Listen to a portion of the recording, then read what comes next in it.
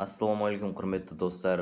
Кеше біздің батырымыз, біздің еліміз үшін, біздің жеріміз үшін біраз еңбек еткен Дулат Ағаділ ағамыздың, арты қайырлы болсын, Дулат Ағаділ ағамыздың кеше ұлы қайтыс болыпты. Оның әжесінің айтуы бойынша оны пышақтап кеткен, белгілі біреулер әлі олар іздестіруде дейді.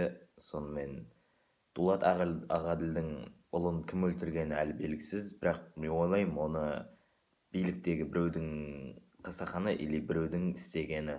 Мысалға, кезінде де жаулар біздің еліміздегі біздің бір ауылды жайпап кетсе, бір ауылды соғыспен немесе оның ауылдағы еркектерді өлтіріп, ол жердегі мал бәрін айдап кеткенде, оның еркектердің балдарын өздерімен бірге алып кететін болған. Не үшін? Өйткені оның балдары әкесі үшін, одан кейін әкесі үшін кек алушы болған.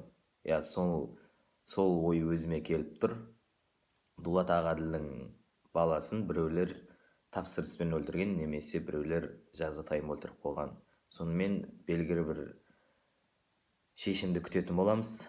Енді Дулат Ағаділ ағамыздың арты қайырлы болсын, енді ұлының да арты қайырлы болсын.